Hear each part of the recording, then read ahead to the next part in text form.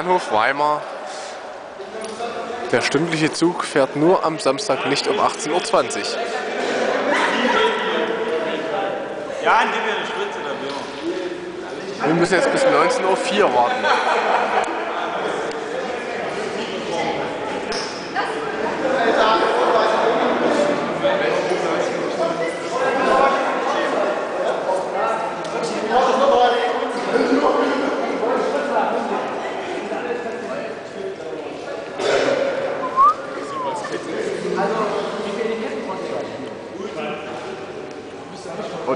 Wo ist er?